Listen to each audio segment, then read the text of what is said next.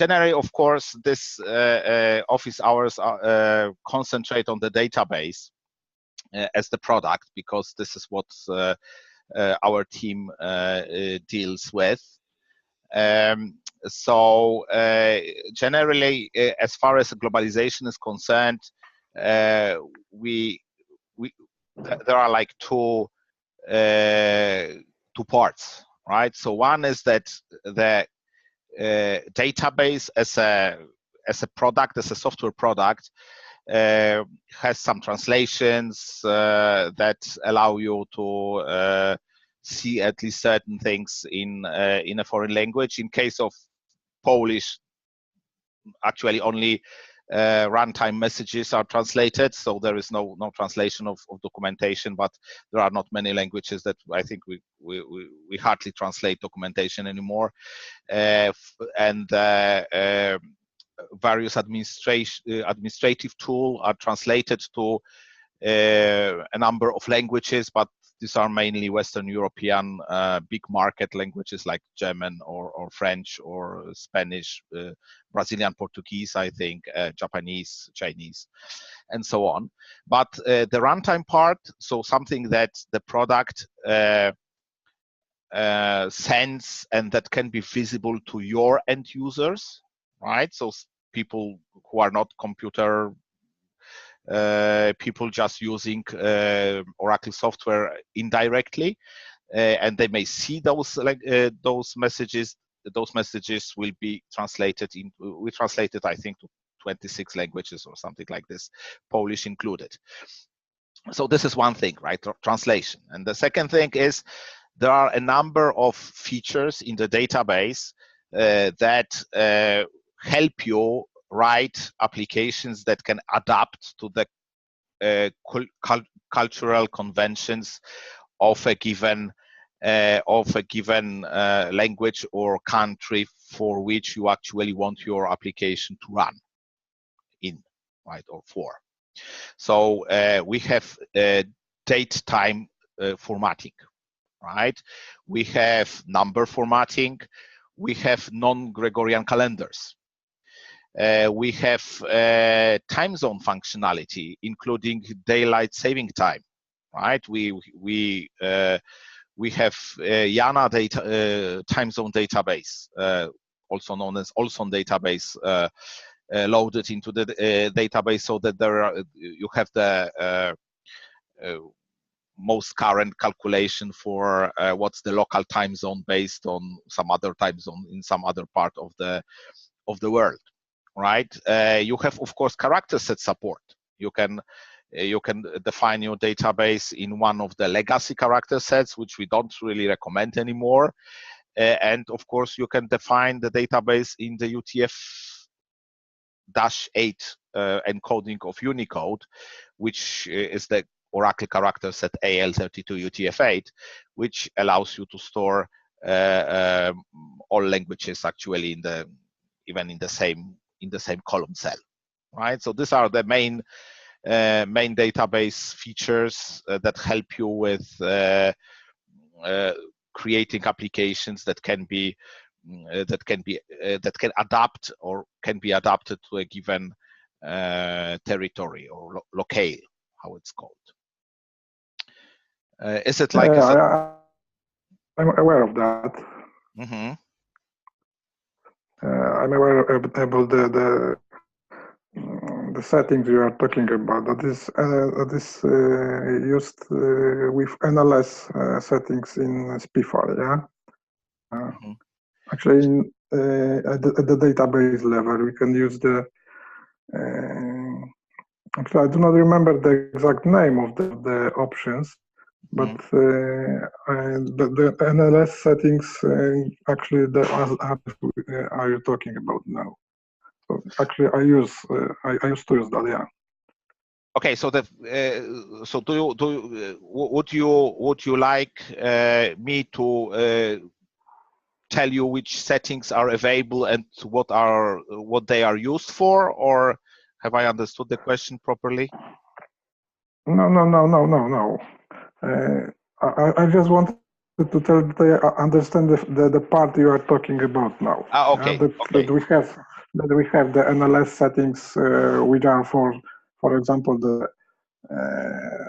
way we see the dates, the way we see the digits, the numbers, etc. So I'm aware of that. Okay, okay.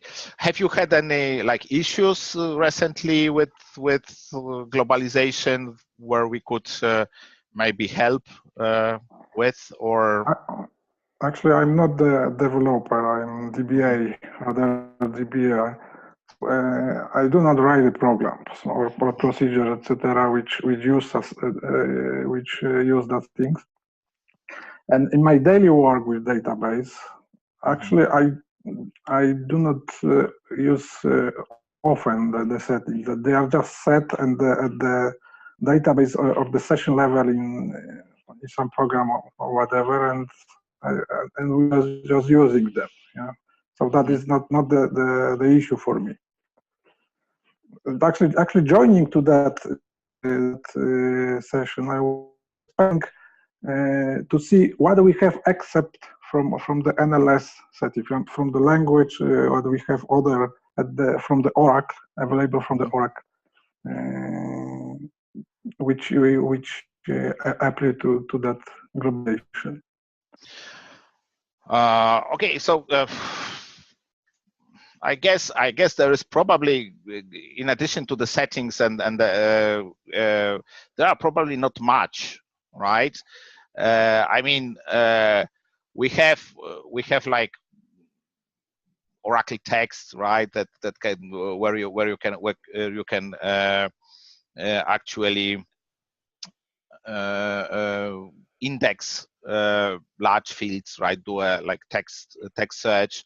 If I remember, there are some options for Polish, for example, as well. But you know, the database. If we talk about the database itself, then database is just a backend, right? So there is not much that would need to be added there for the functionality, because the main goal of the database is to store data, right? And Unicode is actually satisfying most of these needs.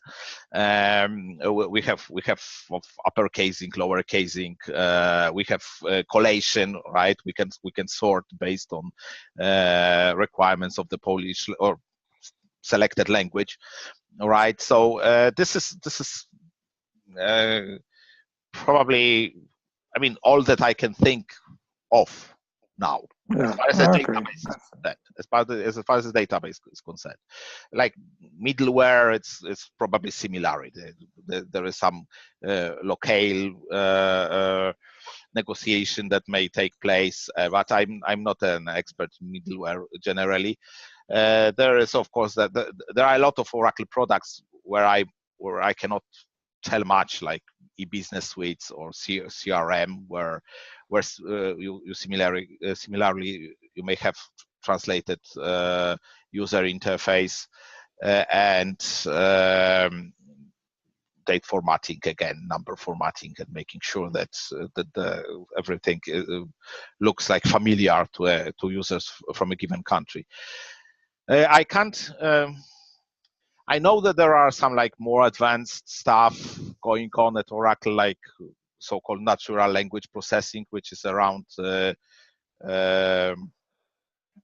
artificial intelligence and machine learning stuff, but I don't really know what we already have available as a product.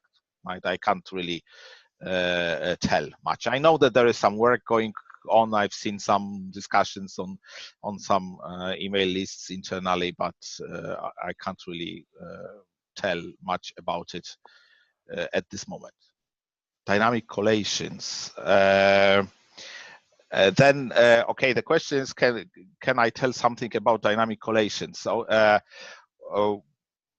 then the first question would be, I would like to make sure that I understand what you call dynamic collation, because I think we don't really use this term formally in Oracle documentation. So in my understanding, dynamic collation is the collation that you set with the NLS sort session setting, right? As opposed to the new way that we have added in Oracle 12.2, where you can, similarly to like ISO standard or Microsoft SQL Server or MySQL, you can define the collation at the column level. Okay, so using NLS sort, we call it pseudo collations. Actually, the official term for using NLS sort or using NLS comp is pseudo collation. Using NLS sort as a pseudo collation does not associate the current value of NLS sort with the given data. This is setting that is it's not used at insert time at all, right? I mean, unless the insert statement has the query part, then the query part, of course, is sensitive to it. But insert itself doesn't care about the collation of a column, right? This particular pseudo collation actually tells that whatever is in the column will be sorted based on the NLS sort value at the time of the query. And this will apply to all data that is actually selected by this query. So if you want to separate this, you will need a separate column, right, where you actually remember what is the language of the given data. We don't store this information with the data.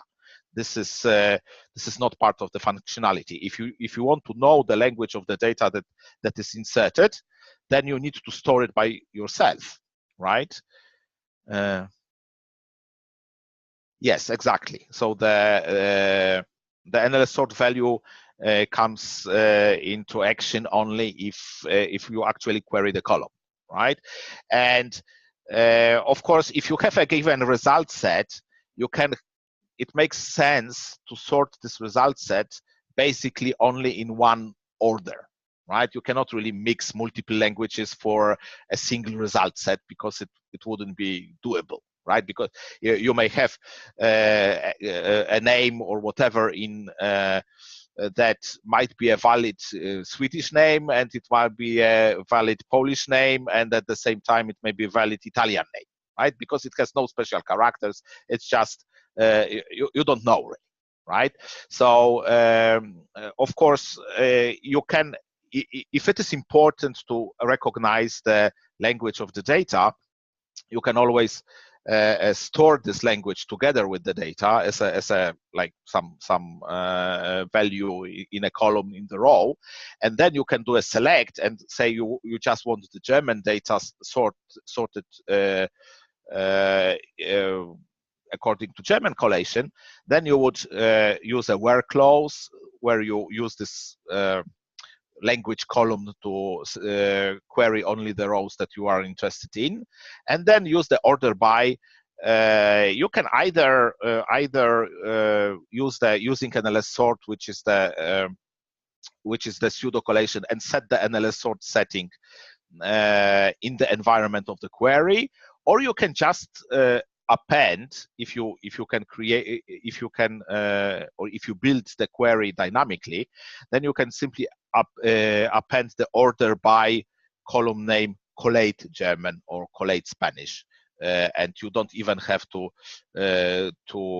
use this using NLS sort pseudo collation. Or you can, or it, if this is like using NLS sort pseudo collation, and the NLS sort session language has the biggest advantage when you actually want to treat the NLS sort value as a user preference, right? If you have a client-server application actually, and you pass the language information or collation information from the client, it will set the session settings, right? Unless you modify them with alter session explicitly later.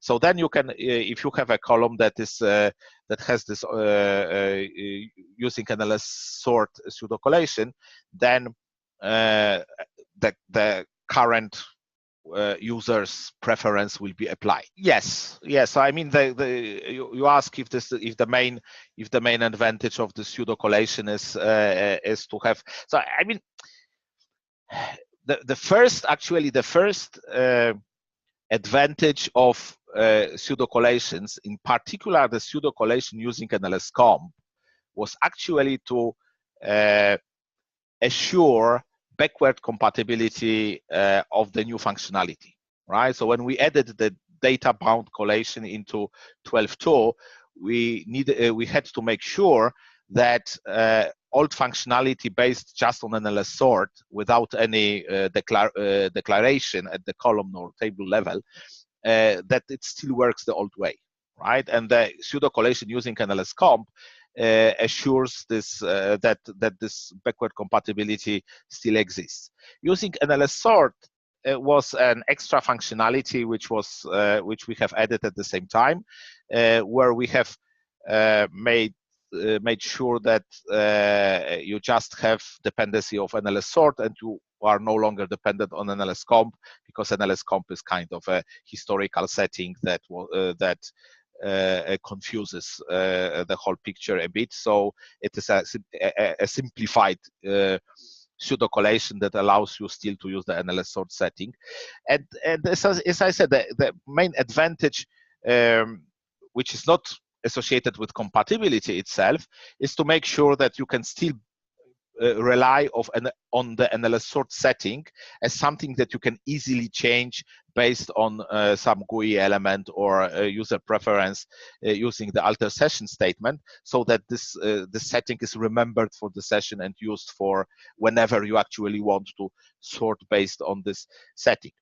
Of course, you need to remember that when you create an index on a column that has a pseudo collation, such as using NLS comp or using NLS sort, then the index that is created is actually binary, which means if NLS sort is set to something else than binary, this index will not be used to satisfy the query, right? So it may be used as a source of data, but it won't be used as a source of the ordered data. Right, so the data will have to actually be sorted on the disk. So if you know that there will be that the result set is large and you actually want an index to speed up the sort, then you will need to define multiple indexes, which is of course expensive. So you may actually want to make sure that the result sets are not large, so that you can sort them on disk and you don't have to create too many indexes,